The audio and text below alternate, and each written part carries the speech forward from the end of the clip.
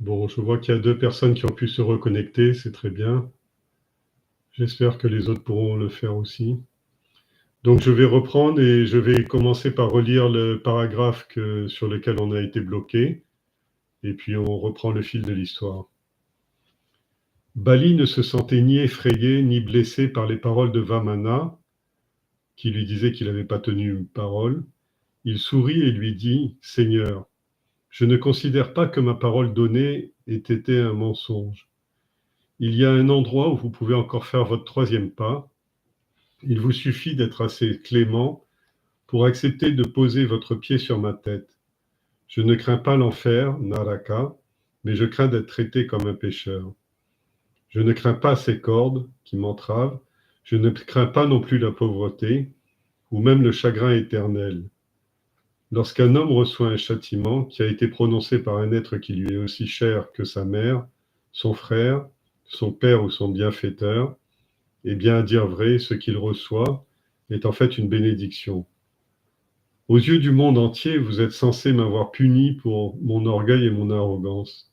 Mais en réalité, vous m'avez béni, car vous avez ouvert mon regard intérieur, l'œil de sagesse, le Jnana Chakshu, et en fait, vous êtes l'ami des Asuras et non pas leur ennemi.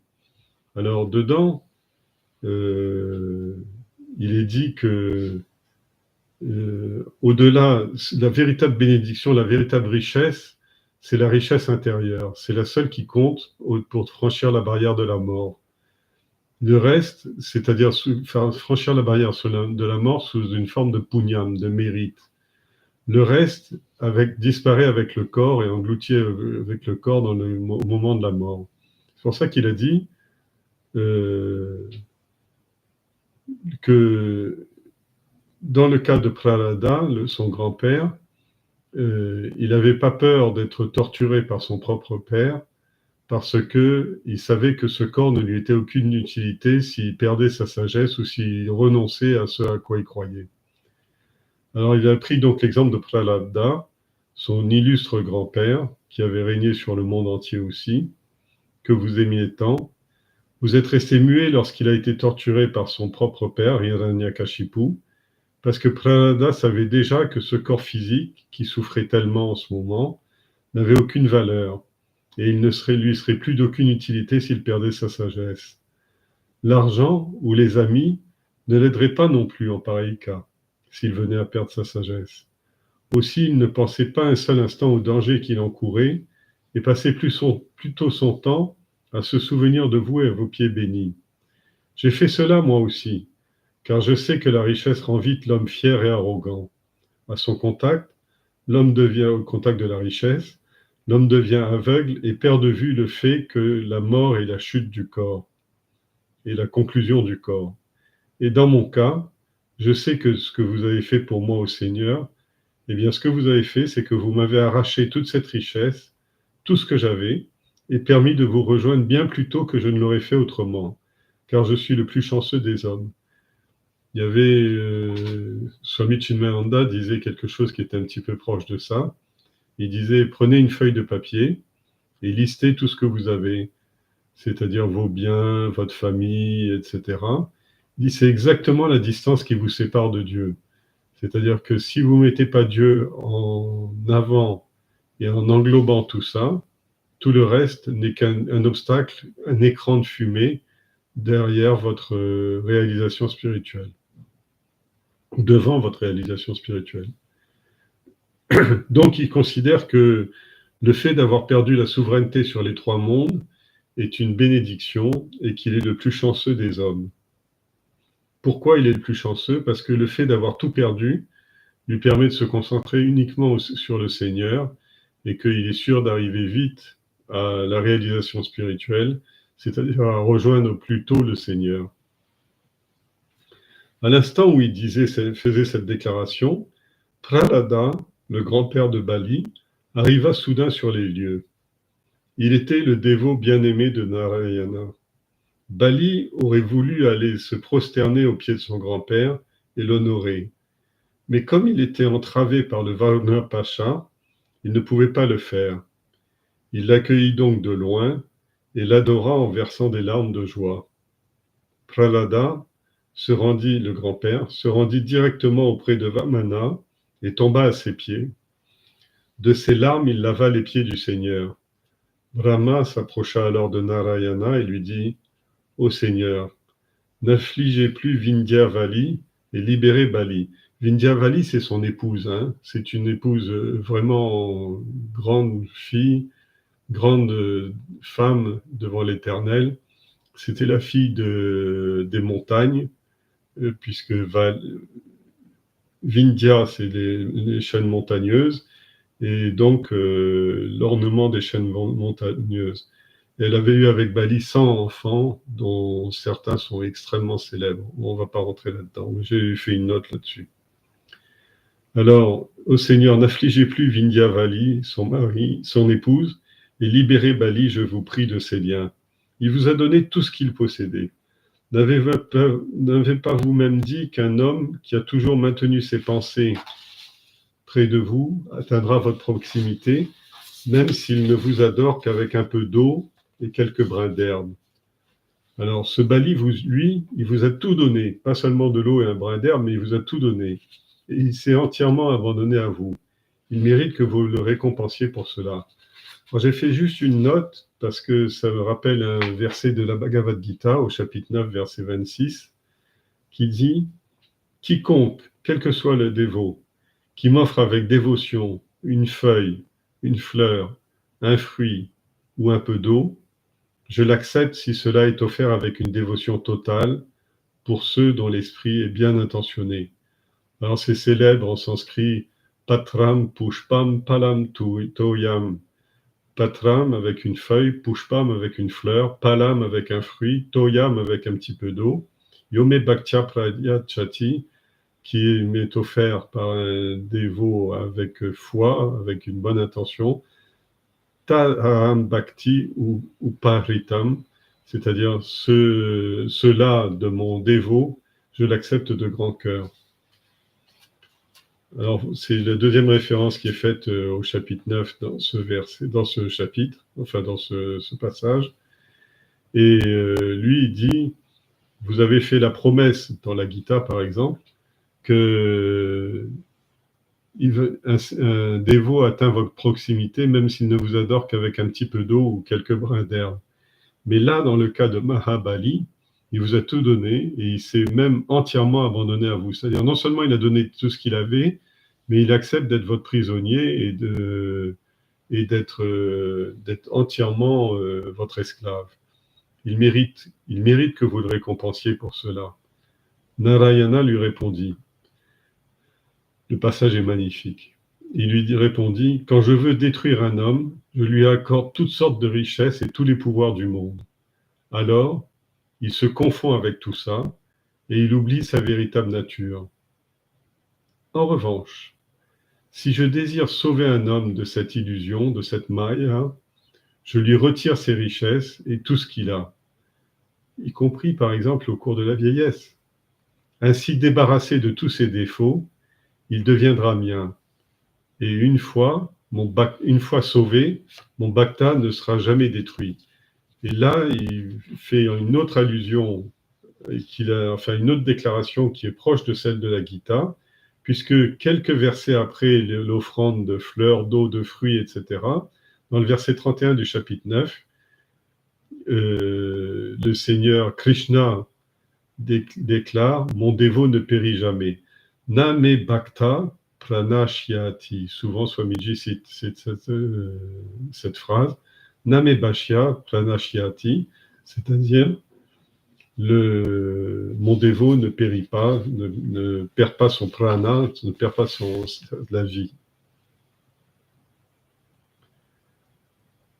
Alors, il a parlé en réponse à Prahlada, et il en vient à Bali maintenant. Il dit maintenant, si j'en viens à Bali, comme il n'a jamais dévié du chemin de vérité, il a conquis Maya. Il a tant souffert. Il a perdu sa richesse. Il a perdu son pouvoir, sa position de seigneur des hommes. Tous ses ennemis se moquent de lui, qui est ligoté par ce Varuna Pacha. Désormais, Ses proches l'ont tous abandonné. Même son gourou l'a maudit. Pourtant, sa fermeté à rester sur la voie du Dharma force l'admiration. Avec lui, j'ai proféré maintes paroles trompeuses et son gourou a cité maintes vérités tirées des Védas pour réussir à le convaincre qu'il pouvait sans risque faire passer un mensonge pour de la vérité. Mais il n'a pas voulu nous écouter. Et Bali, maintenant, a atteint un état de grandeur que lui jalousent même les Devas, les dieux. En fait, il parle de ce qu'on appelle l'intuition personnelle. C'est-à-dire que l'intuition personnelle, ça veut dire, dans le cas de la spiritualité, c'est pas seulement de découvrir ce qui est caché, comme dans l'intuition normale, mais l'intuition intérieure, ça veut dire que avoir une conscience qui est réveillée, qui est éveillée. Et dans le cas de Bali, le Seigneur lui-même le maltraite en apparence, c'est-à-dire lui prend tout ce qu'il avait et en fait même un esclave. Et on pourrait voir du monde profane, on peut dire que c'est une destruction, mais lui il dit quand je veux détruire un homme, c'est là que je lui donne des objets. Et avec les objets, il court à sa perte parce qu'il s'identifie avec son avoir, avec ses objets, avec ses réussites, etc. Mais quand je veux faire évoluer un homme, je lui envoie des épreuves. Et ces épreuves consistent déjà à perdre ses avoirs et à perdre également ce qu'il est, sa personnalité. Et il est débarrassé de tous ses défauts et il devient mien, c'est-à-dire il devient parfait. Et il n'est jamais détruit. Alors, il a perdu sa richesse, son pouvoir. Pour le monde, c'est un paria. Son gourou même l'a maudit, puisque vous vous rappelez, la semaine dernière, Shukra lui avait dit qu'il faisait le malheur des Asuras et son propre malheur à lui, et que donc il l'a maudit en lui disant qu'il irait pourrir en enfer. Et même le Seigneur semble le tromper, parce que selon le bon sens ordinaire, chaque épreuve que l'on rencontre est une injustice du Seigneur à notre rencontre. Or, un homme de spiritualité, c'est exactement l'inverse qu'il s'agit. Il ne cherche pas l'épreuve, mais quand l'épreuve arrive, il y voit qu'il y a une occasion pour lui de renforcer sa cohérence intérieure, de renforcer son image intérieure et de plonger plus profondément dans sa vie interne. Et ça vaut particulièrement au moment de la vieillesse et de la mort. Alors j'ai proféré maintes paroles trompeuses, c'est-à-dire de tentation, et son gourou a cité maintes vérités tirées des Védas pour réussir à le convaincre qu'il pouvait sans risque faire passer un mensonge pour de la vérité. Tout ce qui est manifesté est un mensonge, c'est asat. Et le rôle du Seigneur, c'est de faire, ou du gourou aussi, c'est de faire passer de asat à sat, c'est-à-dire du mensonge à la vérité. Satyam. Et comme il a résisté, non pas au nom de ce que lui disait son gourou, non pas au nom de ce que lui disait son pseudo-détracteur, qui était en fait le Seigneur lui-même, mais au nom de sa propre conscience personnelle. À ce moment-là, sa conscience personnelle est son vrai juge. C'est ce chemin de la conscience pure qu'il a accepté, et c'est-à-dire qu'il n'a pas accepté de déguiser un mensonge avec des arguties, avec des raisonnements très compliqués en disant oui, mais on a le droit de revenir sur sa parole si on est en danger physique ou si c'était pour plaisanter, etc. Non. Si on sent que l'action qu'on fait n'est pas conforme avec sa propre conscience, ce Jérémie Criquet là qu'on a dans le cœur, eh bien, il ne faut pas le faire. Béni par moi, alors le Seigneur continue. Béni par moi, Bali va devenir Indra au cours du prochain Manvatara sous le nom de Savarni. Jusqu'à ce que ces temps adviennent, il va séjourner avec moi au Sutala l'enfer de la frustration qui m'est très cher. Bali, ô roi des hommes, allez maintenant vous établir au Soutala, je serai là auprès de vous pour vous protéger, je serai toujours avec vous. Votre nature assouri disparaîtra bientôt, et vous serez alors un grand Indra pendant le Savarni Manvatara. Alors là, accrochez les ceintures. En fait, il l'appelle Savarni. Savarni, c'est, vous savez, il faut venir sur la notion des Manus. Dans l'hindouisme, le Vishnu Purana et le Bhagavatam aussi, Purana, parlent de 14 Manus qui dirigent l'histoire du monde. Cette histoire du monde, elle se déroule sur des centaines de milliards d'années. Mais il y a 14 Manus. Alors, qu'est-ce que c'est qu'un Manu? C'est l'archétype de la race humaine. C'est Adam, hein, ou Noé, mais au départ, c'est Adam.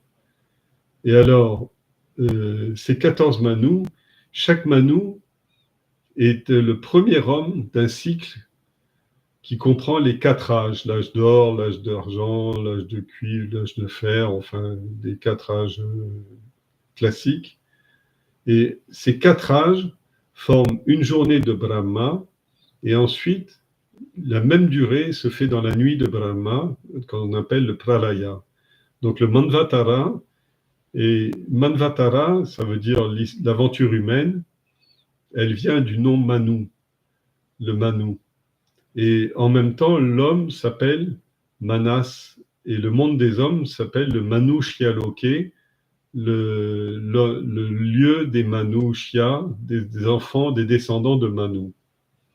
Alors, dans l'hindouisme, donc 14 Manus, ce sont les premiers hommes, chacun de ces Manus est le premier d'un cycle d'humanité qu'on appelle Manvatara, qui est composé de 4 âges qui sont dits les yugas, Kriya Yuga, etc., etc. De chacun naît l'humanité, Manava, et le monde des hommes, le Manushya-loke. Alors, où est-ce qu'on est aujourd'hui? On est dans le Vaivashvata Manu, qui est l'actuel 7e Manu, c'est-à-dire qu'on est au milieu de l'histoire de l'humanité. Son demi-frère à ce Manu actuel s'appelle Sarvabhauma, qu'on appelle aussi Savarni. Savarni, ça veut dire, Varna, ça veut dire une caste, Savarni, ça veut dire la fusion des castes. Et Sarvabhauma, ça veut dire toutes les terres, toutes les races, tous les continents en un seul. Et donc, c'est ce Savarni Manu qui va être le 8e Manu, c'est le prochain ancêtre du titre. Alors, comme on est dans le 7e et que la personne qui gère, c'est Indra, à ce moment-là, on dit que on appelle chaque Manu aussi, on lui donne le nom équivalent de Indra. Alors, au cours de ce 8e Manu, de ce 8e âge de l'humanité, il aura pour père Surya, le soleil, et pour épouse Chaya, le reflet dans le miroir du soleil. Durant son règne, les divinités du soleil et de Vishnu seront vénérées, et celui qui raconte ça dans le Vishnu Purana, c'est Narada, et il le raconte aussi dans le Bhagavatam, Narada, et Narada dit que il relate le contenu que Savarni lui a dicté, et il a fait un livre qui s'appelle le Brahma Vaivarata Purana, un 3e encore, celui qui développe la relation entre Radha et Krishna, mais surtout aussi celui qui raconte le cycle des hommes. Alors c'est toute la première partie d'un grand Purana, d'un Mahapurana, qui comporte lui aussi 16 000 versets, etc., et qui raconte toute l'histoire de l'humanité, mais non seulement de l'humanité actuelle, mais de l'humanité précédente et de l'humanité suivante, des humanités précédentes et suivantes. Alors, où est-ce que j'en étais ? Oui. Alors donc, Bali, vous voyez, ça fait 6 séances qu'on parle de Bali, et voilà que sa véritable identité est révélée. C'est pas quelqu'un qui disparaît avec l'histoire au début du cycle, mais c'est quelqu'un qui est toujours dans le cycle. Mais il séjourne au Soutala. Le Soutala, si vous avez regardé le schéma des lokas que j'avais mis dans le SBP 94, je crois.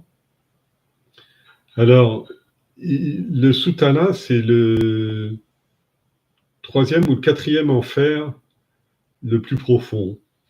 Et en fait, le Soutala, c'est l'enfer de la jalousie, de la frustration et de l'envie. Et pourquoi est-ce qu'il l'envoie là? Parce que il est dans la frustration, dans l'attente totale, il est dépouillé de tout. C'est-à-dire, il ne peut plus rien avoir dans le monde et il ne s'appartient plus lui-même. Donc, il rentre dans le monde de la frustration. Mais comme il ne cède pas à la frustration, c'est-à-dire que Vishnu le protège toujours, à ce moment-là, au lieu de la frustration, c'est l'évolution spirituelle parce qu'il est comblé malgré qu'il est dans un état de dénuement total. Vishnu suffit à lui seul, ou Narayana suffit à lui seul, à le maintenir dans la béatitude, dans le Purnam, la complétude. Bali était tellement bouleversé de cette annonce de son rang qu'il allait acquérir qu'il ne pouvait plus parler. Ses yeux pleuraient à verse et les sanglots lui bloquaient trop la gorge pour qu'il puisse articuler quoi que ce soit. Au bout d'un moment, il reprit ses esprits et dit « Seigneur, vous êtes venu me demander un présent. Et moi, j'étais si absorbé, si déterminé à vous accorder ce don, que je n'ai même pas pensé à vous saluer comme il se doit.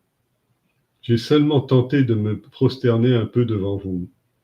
Et pourtant, même ce petit effort a suffi pour que vous m'accordiez votre grâce infinie. Vous avez ensuite daigné poser votre pied béni sur la tête de ce misérable Bali, celui qui était complètement aveuglé par son pouvoir et sa richesse. De quelle façon pourrais-je louer une telle bonté envers moi? Alors, la phrase est jolie, c'est-à-dire que vraiment, ce cadeau qu'on appelle la spiritualité ou qu'on appelle la révélation, qu'on appelle l'initiation, est quelque chose incomparable dans la vie humaine. C'est-à-dire que si le Seigneur accepte l'offrande d'un dévot, et a fortiori si ce dévot accepte de se donner lui-même, c'est-à-dire de se sacrifier, c'est pour ça que sur le bûcher des vanités, qu'on appelle le Bali Pitam dans les temples, on brûle une pastille de camphre qui représente les vasanas. C'est-à-dire si on brûle ces vasanas, et si soi-même on se jette aux pieds du Seigneur en disant « Seigneur, je n'existe pas, qui suis-je pour pouvoir soit demander, soit vous suggérer de faire quelque chose, etc. » Tout ce que vous faites est fait par pur amour pour l'humanité, et donc ce qui m'arrive ne peut être que le mieux pour moi. Alors, il dit avec quelle façon, avec quel mot est-ce qu'on peut louer une telle bonté envers un individu qui forcément est assourique, de nature assourique, qui ne connaît pas, qui n'est pas lumineux, et le Seigneur vient quand même le chercher là où il est pour l'amener vers lui.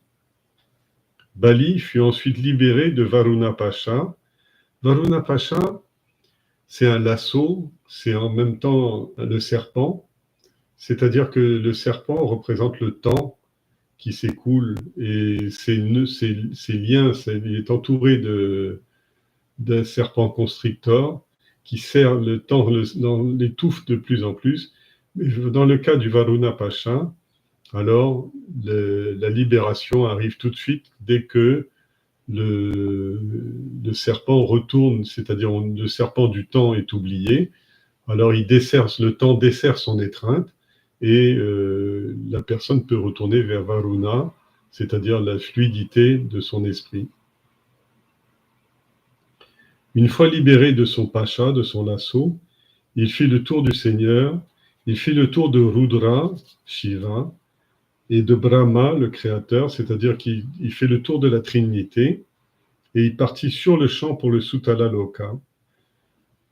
Son grand-père, Prahlada, s'adressa alors à nouveau au Seigneur pour le remercier, et il lui dit: les habitants des cieux se prosternent à vos pieds, et ils reçoivent aussitôt vos bénédictions. Quant à mon petit-fils et à moi, nous ne sommes pas des Devas, nous ne sommes pas des dieux. Nous ne sommes que des Asuras, des êtres de ténèbres, issus d'une naissance inférieure aux Devas. Et pourtant, votre amour envers nous est grand, si grand que je considère que notre sort est bien plus enviable que le leur. Comment faire pour vous remercier? Ô Seigneur, de la grâce dont vous avez comblé mon enfant, vous en avez fait Indra, le Manu. Alors qu'il risquait de se perdre face au rayonnement de sa splendeur, vous êtes venu en personne l'aider, vous lui avez ôté la gloire et vous l'avez béni. Et en plus, voici que vous avez promis de veiller sur Bali à Sutala Loka. Je ne sais pas ce que nous avons pu faire pour mériter autant de faveurs. Là, l'histoire des Devas et des Asuras. L'homme a toujours une nature asurique au début, c'est-à-dire qu'on est dans l'ignorance, dans le avidya, et on est donc privé de lumière, de la lumière spirituelle. Donc on est comme Bali. Mais la grâce du Seigneur est plus grande envers un individu qui n'a pas la connaissance qu'envers les Devas, parce que les Devas sont capables de percevoir la présence divine. Donc ils n'ont aucun mérite. Ils ne font que se prosterner devant le Seigneur et ils reçoivent la bénédiction. Mais pour un homme, c'est pas tout à fait comme ça, parce qu'il est de nature asurique. Il faut qu'il passe par la frustration des objets, par la frustration de son autonomie ou de sa liberté chérie ou sa liberté d'autonomie. Et une fois, s'il ne tombe pas dans la frustration devant la privation, mais qu'il tombe dans la plénitude vis-à-vis de la frustration, à ce moment-là, c'est la plus grande des bénédictions. C'est plus grande que la bénédiction que le Seigneur donne aux anges. Et alors il dit, pourquoi? Parce que Bali, Mahabali, le grand Bali, avait un rayonnement de splendeur tel qu'il s'éblouissait lui-même, tellement il était intelligent, puissant, gentil, bon, etc. Mais c'était dans une cage dorée, c'est-à-dire il était quand même enfermé dans sa condition asurique et condamné à la renaissance perpétuelle. Et c'est la plus grande grâce qu'il ait pu avoir, c'est-à-dire que généralement la grâce est amenée par le gourou, mais là c'est le Seigneur en personne, comme dans le cas de Arjuna, dans la Gita, qui intervient et qui sauve son dévot. Et voici qu'en plus, vous avez promis de veiller sur mon petit-fils Bali à Sutala Loka, c'est-à-dire en enfer. Vous allez descendre en enfer pour le protéger. Pour le protéger de quoi? De l'envie, de la jalousie et de la frustration. Ces trois choses-là, Vishnu va le protéger Bali. Je ne sais pas ce que nous avons pu faire pour mériter autant de faveurs. Vamana lui sourit gentiment et lui dit: Prahlada, si vous le souhaitez, entrez-vous aussi dans le Sutala Loka auprès de votre petit-fils. Je serai toujours là en votre présence. Gada, la massue, avec l'armée de la massue à la main, je garderai à tout instant les portes de votre maison. Je serai votre serviteur et votre gardien. Prahlada alors entra à son tour dans le Sutala Loka, après avoir d'abord salué tous les dieux. Après quoi, sur ordre du Seigneur, c'est le grand Shukra, le gourou des Asuras, qui acheva les yajnas qui avaient été commencés par Bali. Voilà donc l'histoire. Alors donc, à la fin de cette histoire, à la fin de ce long récit, on découvre qui est Bali, c'est-à-dire que, et je voudrais m'arrêter un petit peu sur quelque chose qui n'a pas été explicité, mais globalement, Bali, pendant toute la durée de ce Manvatara, c'est-à-dire de l'humanité actuelle, l'histoire de l'humanité actuelle, Bali est dans le monde démoniaque. Mais dans ce monde démoniaque, il est protégé par Vishnu, comme l'archange Michael était protégé par Dieu dans sa chute dans la matière. Et à la fin de ce kalpa, à la fin de ce manvatara, pardon, il va y avoir la nuit cosmique et il va renaître et il sera à son tour Indra, c'est-à-dire que son pire ennemi, il va prendre la place de son pire ennemi. En fait, comme on dit, la roue tourne. Et ça me fait beaucoup penser à la symbolique du yin et du yang. Vous savez, ces deux forces, noires et blanches, qui s'entremêlent ou qui s'entremêlent pour former une roue. Et cette roue, c'est la roue du temps. Et dans la roue du temps, il y a également dans la Bible, dans le Tao Te Ching, on parle de yin et yang qui alternent. Et dans la Bible, on dit tout ce qui est en bas sera en haut et tout ce qui est en haut sera en bas.